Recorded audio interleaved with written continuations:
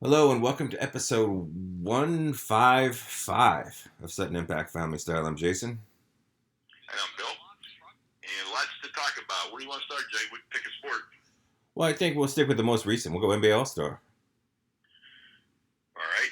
I think we start NBA with All-Star. let's start with the actual game and the format change because I think it worked.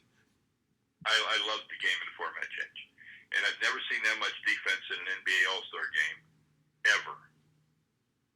The No. fourth quarter was amazing. Giannis was really going after LeBron, and it was really good. I just really enjoyed it. Yeah. I mean, the only complaint, on some level, like, considering there's really not much drama in having the captains pick the teams, I'd kind of rather have the coaches pick the teams because I felt like as much as I rode for Giannis' squad and I thought that Jimmy Butler might ball out and he did the opposite, it seemed like, the other team, like if Luka or Tatum or guys that couldn't get off LeBron's team's bench, could have maybe helped out Giannis' team quite a bit. Yeah, because like Luka got replaced by Chris Paul pretty much for all intents and purposes. Yeah. And I mean, In the first quarter. yeah. And like, again, if it was some sort of awesome drama to watch these guys pick teams and it was causing, a social media stir, but I feel like it went with a whisper these last 2 years. So maybe just let the coaches pick, maybe have the coaches pick the teams just so we get a little bit more, see what the sides turn out to be. Because I felt like, everyone said it beforehand that LeBron's team was just the far superior team. And I sort of fought for Giannis' team because I knew Giannis would bring it. And I thought with Jimmy Butler and, a couple of those other guys, they might fight a little bit harder. But, you know. Kawhi came out blistering 3-pointers. Kawhi played great. Yeah.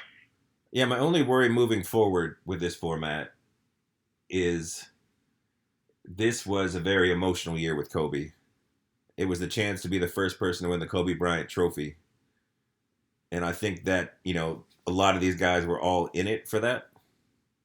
So I'm wondering if that same intensity we got this year will be there in future years now that it's not, It's a good question. the Ford Kobe But it year. was fun. It was a good format, and I got to give credit for evolving their game. And attention NFL, evolve your game, evolve your All-Star game. Well, it's also, it's a fun way to play the game in general. Like I think G League should just play all their games this way. Like I think it makes the end of the game more interesting, Yeah. Because you're not trying to stall out for time, you're trying to win a race. So it just makes it. I feel like Summer League, G League, like maybe that can. Obviously it's not going to change the NBA. It's interesting. It's an interesting take. But I think it made a more fun end of the game. Yeah. And I think it ended up being less fouls and trying to extend the game out as much as possible, and it became more about like we got to just score. Okay.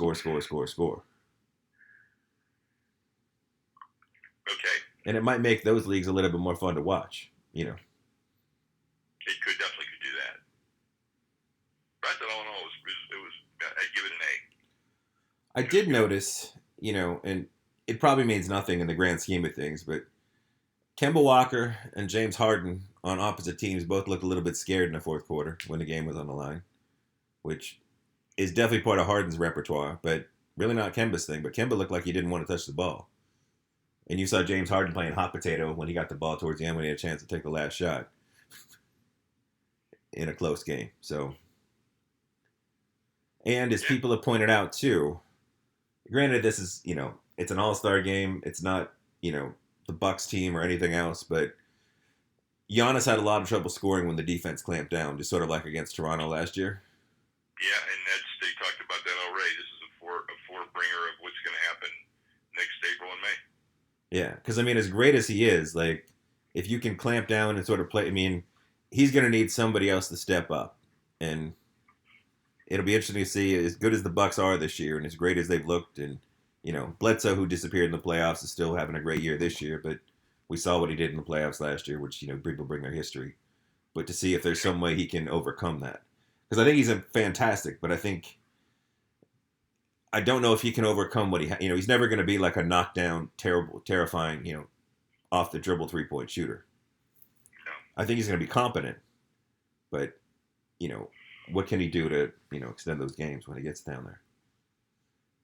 And we'll see. We'll see if the coach is going to have a new vision for offense is going to be when that happens. Because I agree, you're going to need at least 2 or 3 options besides Giannis.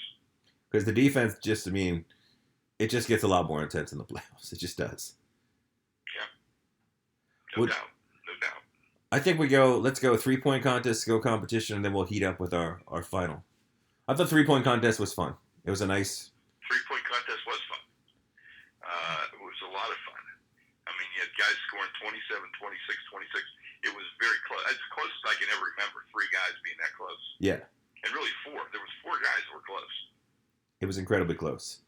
And everybody, I mean, and nobody choked, which was great. Everybody came up big. Just Buddy Hield came up bigger, which was really cool to see. The only thing I would say, when they had that Gatorade ball? Yeah. It was the way they had the court laid out was awkward because each guy that was running to the ball had to retrace his steps because you couldn't go from that rack directly to that next ball like you could before the ball was there. Yeah. So they had to jump in and jump back out and go back around it. Which was weird. That was a little.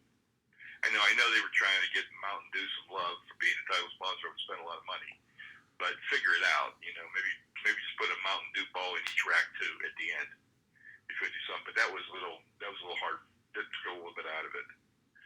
I was surprised at the winner. Yeah. Yeah. But I mean, he's having a great year shooting. He's just been regulated to a bench. He went from being a highly played starter to a bench player in this year, but his shooting has actually gone up. So. And I was surprised at who finished last. Well, it's tough. Considering he's a very good shooter. He's a great shooter. I mean, you don't get in the contest unless you're a great shooter. So, or rare. Because he went first. I mean, he had the lowest. He was going below 20. It's true. And I'm sure there's a little bit of nerves in there, and or excitement, or hyped up, whatever you want to go with. What's funny is I felt bad for. I think it was Buddy Hield. And, I think he was the 5th shooter out of the 8. And he had whoever was the 5th shooter, I think it was Buddy Hield, had to wait for forever because they went to a commercial break, and it was a very, very long commercial break. But he won, so. No, but I mean in the first round. Oh yeah, in the first round, yeah. I thought that break was way too long. Yeah, but you like it's hard on the athlete. Oh, very much so. But it was very, very enjoyable. And the skills competition was fine. Big men won it again. Surprised by that or not?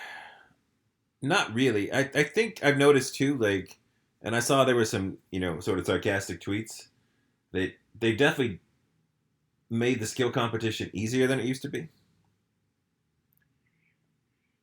And then, you have great passing big men that can hit the 3. So, it just seems like there should be maybe something else involved. I don't know what, but if I feel like you used to have to dribble a little bit more and there were a few more passes involved, and maybe it wouldn't. I didn't think it was as good.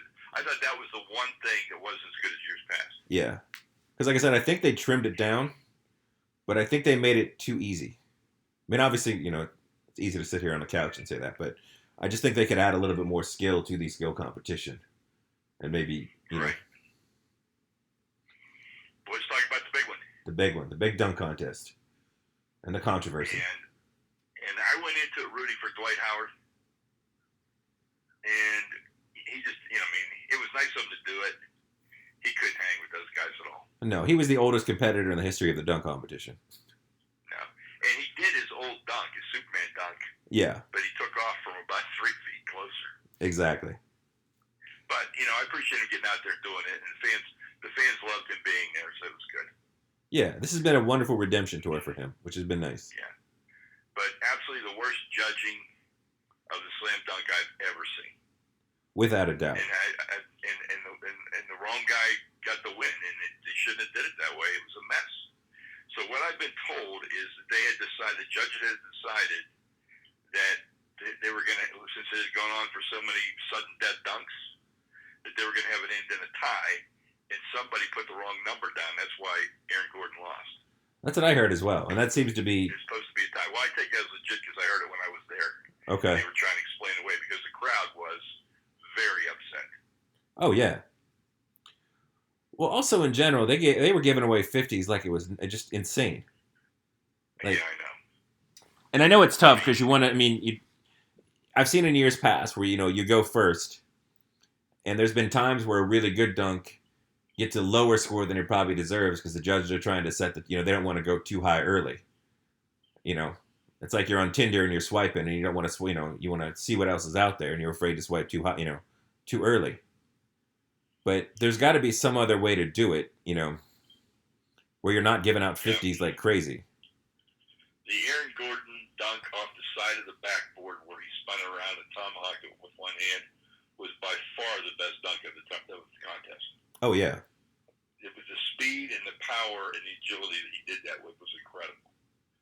And now you got to think that James Jones Jr. is that who it was? Yeah, Jones. Yeah. He actually dunked over a smaller guy and won. That was his last dunk. Then the taco dunk that was done, and McNaughton had done the best dunk jumping over people of all of them. Yeah. And so it was just bad. But I feel really bad for Aaron Gordon because he definitely should have won. Oh, should have won. He said he's retiring. And I feel bad for the guy that got the win because it's tainted. Oh, very much so. And again, not to knock the guy because he does things I could never imagine doing athletically, but like almost every single one of his dunks was between the legs, left-handed tomahawk. And after a while, that gets sort of old, You know what I'll give him credit for, though? He never missed a dunk. No, and I did appreciate that. There weren't a lot of misses last time. The only night. guy in a dunk contest, well, and Kanan didn't miss a dunk either, but those two were the only ones that didn't miss a dunk. And that's great to see because when they had that, you have 45 seconds to miss a dunk, and people were missing like 5 in a row before they dunked was terrible. I hated the commentary going on during from the in-arena stadium host for both the 3-point and the dunk, especially for the 3-point. I thought he was a distraction, if anything, to the players. Yeah. I didn't like that at all. And we talked a little bit offline. Like, I think you can't have a hometown judge. I don't think that's or anybody. If you're Mr. Heat and you're Dwayne Wade, you probably shouldn't be judging a contest that has a Heat player in it. Not that he like he said, as he pointed out on Twitter, he wasn't the only one that gave a 9. There was 3 9s. Yeah, but there's supposed to be 2 9s. Yeah, there's supposed to be 2 9s, and maybe he was the one that was supposed. That's what caused the whole mess. Yeah. But I also. The thing I want to talk about the Tech Summit, which was amazing, like it usually is. It wasn't really as good as the past years, but it was the toughest ticket in town. It was even tougher than the All-Star Game ticket. It's pretty the crazy. All-Star Game ticket was going for $3,000 in the upper bowl. Wow. Because everybody wanted to be there, be part of it. And I got to tell you, the sidewalk merchants, with the knockoff stuff. Yeah. They had everything you could put Mamba on. They had. Of course. That's what they were selling. Like they had an RIP Mamba scarf that they were selling quite a few up for $10.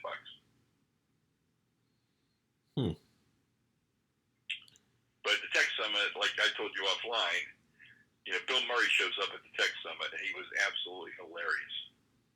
And so he got to do some things, and he said to Charles Barkley, "You were once known as the round mound and rebound. Now you're just known as the round mound."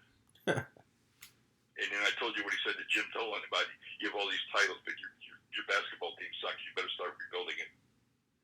And I thought Bill Murray added, he was just funny. I mean, he's so irreverently funny that he's funny, but you could tell there's a little bit of an arrow in everything he said. That he actually believed it. Oh yeah. Well, I think so I enjoyed that a lot. Now, do they televise that on at least NBA TV or anything? No. It's real strict. You're not allowed to tweet. You're not allowed to do anything. Huh. You can't take photos. Can't tweet it. There's really, media people can't write about it. That's why there's never anything about it. Wow. But I also want to talk about the Newsmaker breakfast, which is always a big thing. They had a really good crew. The former mayor of New Orleans, Mitch Landrieu, and they had the mayor of Chicago, and they had a bunch of people. It was just amazing. And at the end, they brought up Barack Obama, and Obama talked for about 20 minutes, and I thought it was awesome. Nice. That was really good. Very good. And I think overall, really good weekend for the NBA and dunk contest controversy aside, because it was a good dunk contest. It just the results were It was bad. a very good dunk contest. Yeah, the only thing I would say is, and it was a great All Star weekend. The only thing you could criticize was the weather in Chicago, And you can't. I mean, it's February in Chicago. and that's what it is. Yeah, Yeah. absolutely what it is. And I got to tell you that I ate. Well, I'll save for my food moment. So let's talk about the disastros and the commissioner Okay. and the whole fiasco. So I watched the press conference with the owner, and the owner said it really didn't have any impact on the game. And then 2 minutes later, he changes that a little bit, but he still is not apologetic, and he still thinks that the fact, yeah, they did cheat, but it didn't impact who the winner was. And if you think about it, remember Kershaw pitching and just getting hammered, Oh yeah. and then Aaron Sell getting hammered? I mean, now it makes sense that if these guys knew what the pitch was, yeah, it makes a lot of sense. Because these were great pitchers that were getting just roped. So now it makes a lot of difference to me. So I totally disagree that they did discipline any of the players. Oh I yeah. totally think that's just wrong. I think, you do it. You don't suspend them all at the same time because that would be too much. But say Altuve sits out the first 25 games, and then somebody else sits out 25, you go like that till everybody covers the suspension. But you do that, I think you vacate the World Series like you would if it was an NCAA thing. You just vacate it, no champion in 2017. And then I'd fine that owner somewhere between $3 and $5 million. Yeah, I think most of them. And a draft pick. Yeah, I think a couple draft picks. It's weird because his defense, and I know this how the slant on our show is from time to time, but it is a very Belichickian explanation that the cheating didn't really help. Although this cheating seems far worse. I mean, and to give credit to this seems far worse than that. And again, Well, not to go baseball nerd because I know we've ranted against analytics on some level, but you look at the Astros home and away splits, they're kind of insane, especially for a guy like Altuve. Like, and I understand like playing at home, you've got you're in your own bed, you're close to your family, you're in the park you're familiar with, so I mean it's normal. But their splits are far far different than everybody else's, and it's playing with the opposing pitchers that are phenomenal elsewhere aren't nearly as good there. So no. And the other thing, Jay, I mean, when they show Altuve running after that home run, coming in and saying something, and then holding his shirt closed. Oh yeah. Saying, like, don't tear up my shirt because my wife wants it. Bullshit. He had something on that shirt. Yes, he did. You say all you want about no buzzer. Why am I going to believe there wasn't a buzzer? If you're talking about it, there was a buzzer. You don't just make that up. Maybe he had a buzzer under his shirt. No, that's not made up. And a buzzer seems I know they did do trash cans, but the buzzer seems far more in line with the Astros and their technology and their super cheating more so than a trash can banging in the lock, Yeah. Like it just does. I mean, yeah. And I saw Mike Trout came out and said that, those players should be ashamed and they should be held accountable.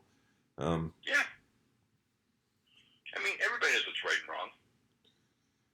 Now, I know that, yeah. And I know, I think that the World Series advocation would be tough. I mean, because you've also got, the Red Sox, who have the former Joey Cora, who was up with the Astros when they started cheating, was their manager when they won, which could become somewhat problematic, correct? Yeah. I mean, again, not to throw more shade at Boston. I'm sure Red Sox didn't cheat this time, but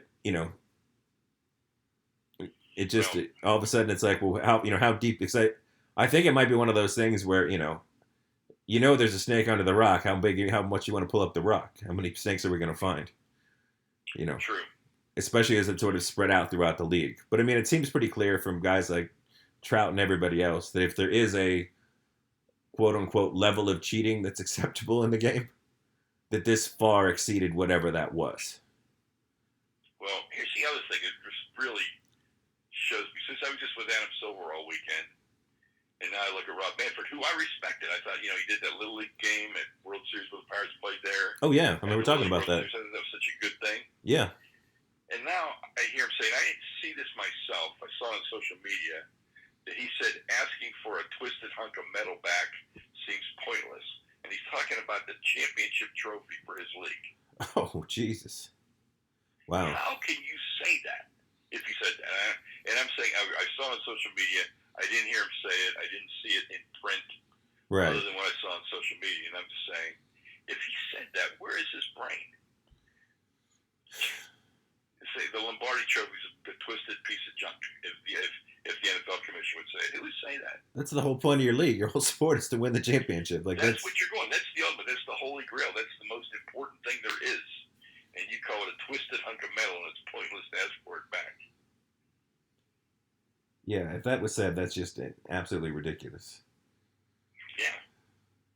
But again, you know what? It shows me how out of touch baseball is with the world. Oh, very much so. This whole thing. You know, like, all he had to do, Jason, was, you know, I'm thinking about David Stern. David Stern would have said, you know, I don't know what I'm going to do yet. I could do this, this, this, and this. And he would have thrown out about 3 or 4 things he was thinking about. And then he would have went quiet for like a week. And then he would have let all this stuff percolate, like what the players are saying, with everything else. Oh, yeah. And then he'd make a decision. And it would be a good decision. Yeah. Well, it's a great, I mean, you can, like you said, especially nowadays, you throw it out there. They'll debate it for you on television. Every expert, every ex-baseball player, every current baseball player, it'll be talked about everywhere. You're going to get every pro and every con. Yeah. And then all you got to do is just follow through. I mean, it's just goofy. And you get to gauge the interest of the people. Like, what's the least amount I can do to them that it will satisfy the people that feel like they were wronged? And then you do that, and you're a winner. You know, it seems simple. Yeah. The playbook's right there. It's been done by everybody else. So. Yeah. A mess. So now let me go to the XFL. Where do you want to start with that? The quarterback coach controversy? I'll let you talk about that. Here's what I'm going to say. Okay. In week 2, I'm disappointed. Week 1, I was disappointed. Week 2, I'm disappointed. And the reason I'm disappointed in week 2, quality play. Yeah. I thought the quality play, now we see what we have. And now we see. So. It's funny because I was watching, one of the plays I watched was that it was technically an incredible play, but where the big lineman intercepted the pass on like the 5-yard line from the quarterback and just ran it in. It was Quentin Flowers. Yeah, it was a great play, but at the same time, in the NFL, I would think, oh, that was an amazing play by an NFL lineman. And in XFL, I was like, what? I thought I was like, well, that's just a terrible play. That's what happens when you have a 5'9" quarterback trying to pass over a line. Right, but that was my perception was automatically like, oh, that's kind of play that wouldn't happen. Like that poor play wouldn't happen. Although we've seen it happen far too often in the NFL, but there's the stigma that's already there, I guess. Yeah. And then at halftime, we had, was it Mitch McGloin, former Penn State quarterback? He came out and basically. The only game I got to see was I saw a little bit of the Viper game, and then I saw the whole Dallas Renegades versus who are they playing? Dallas is playing LA, I think. Okay. Well, I believe it was. I don't mean to. Let's just say it was I guess for the point of the story and what I'm going to ask you doesn't really matter exactly who it was, but everybody's mic'd up and they do a lot of personal interviews, and they interviewed the quarterback at halftime, and he basically said, I don't know what our coaching staff is out there calling. They need to get their butts to, figure something out, was basically the gist of it. And his coach was basically like, I need my players to execute my plays. Well, that's what you're going to get. I mean, you're going to get unfiltered. Yeah, I was like, that's about as unfiltered as you get. The quarterback throwing the coach under the bus, the coach throwing the quarterback under the bus. But is that... And then conversely, I watched Landry Jones get interviewed after the first half. And he basically said, I suck. I need to play better. And he did. Yeah. He played really good in the fourth quarter. Yeah. And I was going to comment on whoever's setting the over-under on these games because they're really missing by a lot. And I wrote out the tweet. I didn't send it because at the time, the over-under in that game was 45 points.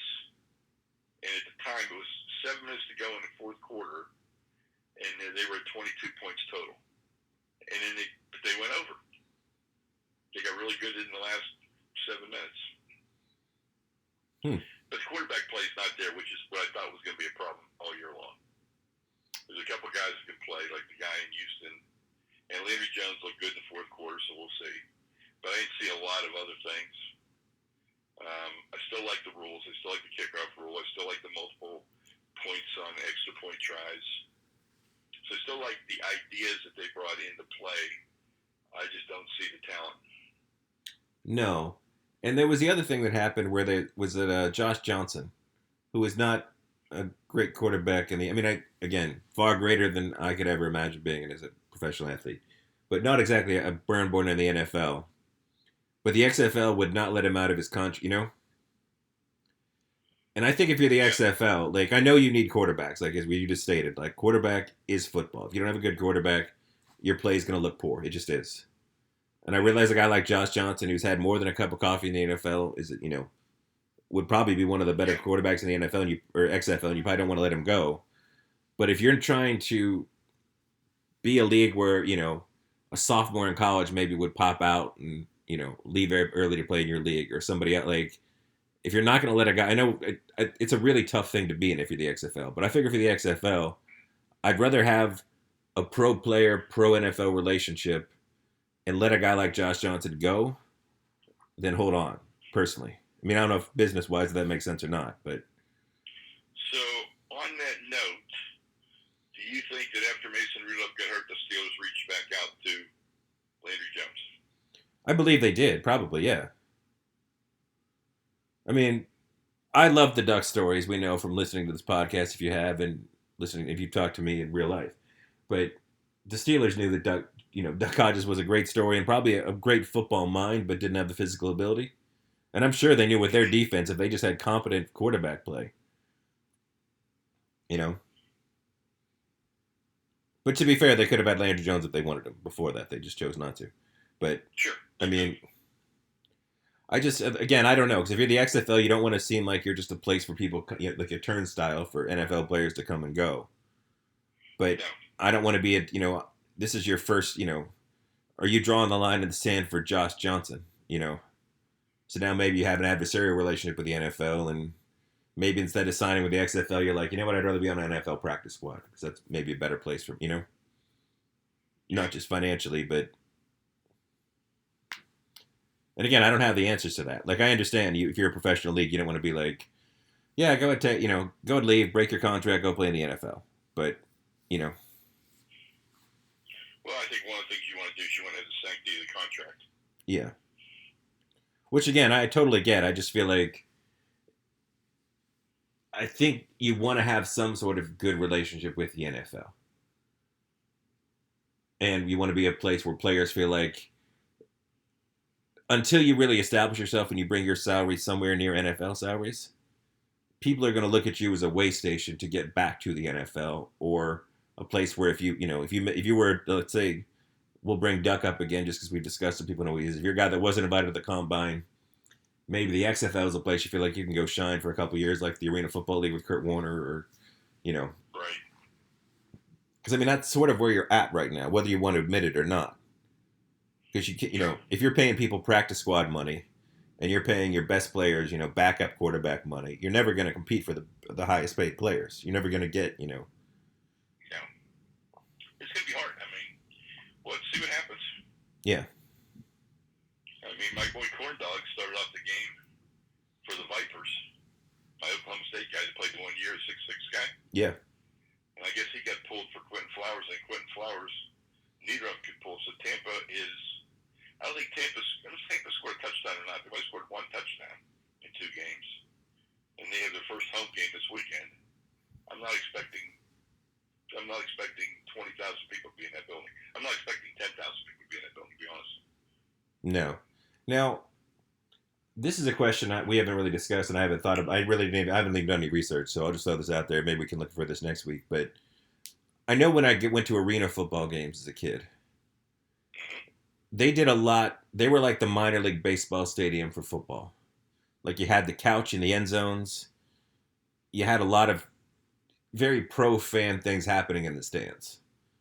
Is the XFL doing that, or are they trying to just, recreate? I haven't been in one in person. I don't know. And I haven't heard any of those stories that like if they're doing any sort of quirky food, if they're going all out to just be a place a place for a family of four to go and have a fun Saturday afternoon, knowing that the football is probably not going to bring you there. You know, No, I have no idea. like Because I know arena football is like $99 season ticket. And you got a football. yeah, like I know you can't do that with the level of football they have now and the amount they're paying, but like remember, like you got the football, they had a lot of goofy fan stuff, and like occasionally you get to sit in a basically on the sideline in a couch. They had some weird, some gimmicky Yeah, stuff, and then obviously with minor league baseball, we've all seen. I mean, we watched that food documentary together, like all these amazing food that each stadium offers that yeah, isn't at every other stadium, and it's like here's your you know crazy regional food you can only get here. So at least it's like, what? At least one week I want to go and I want to eat the monster burger they have there. Like I'll pay, I'll watch the football game and eat the monster burger. Like what do they? I don't know. I haven't heard anything or read anything about what they're doing to, make it an event. On that note, let me switch gears to a couple things. Okay. We keep talking about how expensive it is to go to a game, right? Oh yeah. So the Timberwolves just announced last week that if you use the Timberwolves app on your phone, you get 50% off all your food, alcohol included, Oh. and merchandise. Ooh. 50 even on merchandise? Yeah. Plus, if you have a season ticket or you buy one, they freeze your prices for the next 2 years. See, that's good marketing. That's really an attempt to. The Lightning just decided this week they're rolling back all their ticket prices is 15% or more, all their food prices. I think this when we talked a couple years ago about Atlanta offering that what the real price is kind of thing. Oh yeah. All this stuff is really caught on, and people are now finally deciding that hey, maybe we are charging too much for our food. It's the overall cost of attending, I guess I would say. Right. It's when you roll in parking and food and drink and the ticket together, it's a pretty steep. It could be a pretty steep number. It's a very steep number. And so I'm glad to see teams now acknowledging that maybe they have some room to do things. And I've always said, you know what, you'll make it up in volume. If more people feel they can afford to eat there, they'll eat there. Oh yeah. Well, that's always been my thing, and like I mean, I've been very fortunate enough to you to get a lot. I mean, you have to go to most of the games where I'm not even paying for anything but the food. I'm usually getting tickets, and because I've been very privileged to have tickets and parking taken care of. Or I've, when I brought a person, I always made them pay for the parking. But Yeah. even then, like, we would always go. The plan was always we'll go somewhere and eat beforehand, or we'll go somewhere afterwards, because it just, the value proposition just wasn't there. It's like. And I know that, I mean, and before too, it was also, you were getting, half cafeteria quality food at, nice restaurant quality prices. And it just didn't, I mean, that didn't make sense. And now you got slightly better food. But if the prices were good, it's like, yeah, let's just eat and drink at the game. As opposed to, Yeah. I'm not going to, buy a $12 beer and a $9 hot dog. Like, it just doesn't make any sense. No. Entertainment moments? I finished the entire first season of The Servant, the M. Night Shyamalan produced Apple TV series. And? Well, Marie and I immediately went to YouTube. And we found out first that there is a second season, because we weren't sure if it was a one-off, as a lot of things had been lately, and we just hadn't done the research on it. Okay. So they did set up a second season, because it ends in a very... You wouldn't be happy if it ended with one season. I'll just leave it at that. It's still like you're enthralled the entire time, and it's each episode is only like 30 minutes long. So as it pops up and you're watching, the little spinner, and it's like, next episode, and then all of a sudden you're on episode 9, and you're like, well, you've laid out all these mysteries I still don't have answers to, and I know, we only got 2 episodes left, and they've left a lot of questions. But I would say, I mean, if you're into mystery, and like I said, you like Shyamalan, so I mean, it's got a lot of his qualities to it. And it keeps you hooked, and the acting is really, really good. So, Okay. But now I feel like my recommendation is also just go in knowing you're going to want to watch the second season. I don't know when that's coming out. And you're not going to have the answers you want at the end of season 1. But still worth the watch, if that makes sense. Okay. And I watched Joker. You still watching The Outsider? I am. Did you watch last night? I watched this morning. It's the first thing I did when I got home. Okay. So let me ask you a question. You know, you've directed, you've written, and everything. Was that a throwaway episode? I mean, less so than some I've seen in the past. Like, it wasn't. What was that show we watched with Joel Kinnaman and the redhead girl in Seattle? Yeah. Where they had that whole episode where they were looking for her son, and it was like all screenshot. It was all like tracking shots of the Seattle skyline. I mean, I thought there was a couple things, but it didn't give us anything new. It didn't really propel the show. I'll say that. Yeah, that's what my thought was. I still like it, but yeah, I thought it was a throwaway episode last night. I mean, because I feel like, you know, you could argue the stuff with Ben Mendelsohn sort of coming to terms that maybe there's something bigger. But in terms of everything else, like, literally nothing happened and nothing really moved forward. So, yeah. Still, really, I mean, everything was well done and well acted, but yeah, it didn't feel like it really went anywhere. Okay. Food moment?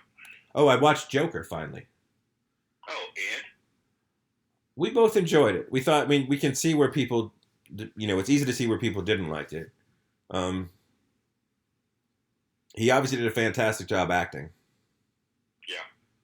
I don't know if it was the best performance I saw, but it was certainly an Oscar-worthy performance. I thought some of the physical things he was doing with his shoulder, I couldn't tell if he had some sort of dislocated shoulder in real life or some sort of issue, or if that was some sort of weird physical thing he was doing every time his shirt was off. Yeah, because he looks like he's in an angle, doesn't it? Yeah, like he's got like it's always like lurched forward or back, like, you know, almost like hunchbacky and sort of. Yeah.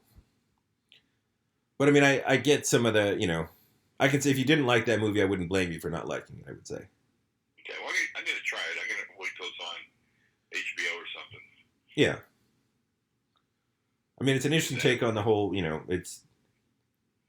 it doesn't feel like, if you're anti-superhero movie, this one feels the least like a superhero. I mean, obviously Joker is just, you know, a human being who's sort of off his, you know, he's a villain, but he's not like a super villain in terms of superpowers. So, I mean, but this is one of the most grounded movies you're going to watch in the superhero genre, I would say.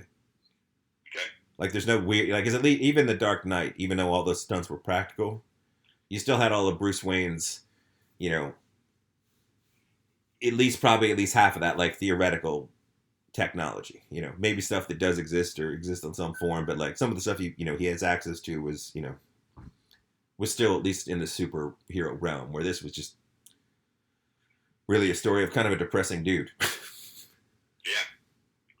Well, I had 2 food moments. Okay. Went out for deep dish pizza the other day in Chicago and had Lou Malnati's, which I've had before frozen, but I've only had once or twice at Lou Malnati's. Mm-hmm. And it was amazing at Lou Malnati's. The pizza was just really, really good. So if you're ever in Chicago and you look trying to debate, Lou Malnati's is native Chicagoans, very, very good. Nice. And then if you're a Saturday Night Live fan, if you've ever gone back and watched the earliest episodes with John Belushi in Saturday Night Live, they had this skit about a diner, and it was a spoof on the real Billy Goat Tavern in Chicago, where it's cheeseburger, no chips, no fries, cheeps, no Pepsi, Coke. And I went in, and that was the exact line they used when you walk in. It's exactly what they say. So we had some cheeseburgers at the Billy Goat Tavern, they were okay. It wasn't like the best burger I've ever had by far. That was my next question. I was like, were they good burgers? They were decent. Okay. You know, they were nothing special. Yeah. I mean, I'd probably rate them a 7 out of 10. That's still pretty. I mean, yeah. But you know, maybe a 6. Maybe a 6. Okay. I mean, it was just nothing. It was like, okay. But it was the ambiance of being in the Billy Goat Tavern, seeing these guys just like they were portrayed on Saturday Night Live, and then plus seeing all the iconic stuff that's in the Billy Goat Tavern. So that was kind of fun. Okay. Very nice. I think sadly I didn't have any food moments. I did a lot of cooking at home this week, so no actual food moments. Save them up for 2 weeks till I'm there. We'll have all of our food moments. Yeah, that's easy to do because next week is Mardi Gras, and you know we're already on the streets, right? You got to stay off the streets, unless if you want to go to the parade, that's you stay on the streets, but. Yeah. It's pretty much impossible to drive anywhere, and then it's the same problem with whether you're at the Super Bowl or NBA All-Star Game, like an Uber or Lyft can only do so much. Like you don't have to worry about parking, but you still have all the insane traffic and blocked routes and everything else. You can't we're actually still get 2 anywhere. weeks away, right? Yeah, because we don't come till the 5th. Yeah. So hopefully I will have another food moment before that moment comes. But Oh, I have some in L.A. I'm going to yeah, San Diego and L.A. and I'm hoping to go So somewhere new. So I'll have some West Coast food moments. okay, So I guess that's it. That's a big show. yeah. And So just here's our 30-second hockey talk. The Jason Zucker to Pittsburgh move has looked really good so far. I always get mad when the Penguins trade away first round picks, but he's already got 2 goals and 2 assists in like 3 games. And it looks like he's fitting right in next to Crosby, which is fantastic. Because Gunsel looks like he might be out for a while. and my Tampa Bay Lightning are also looking really good right now.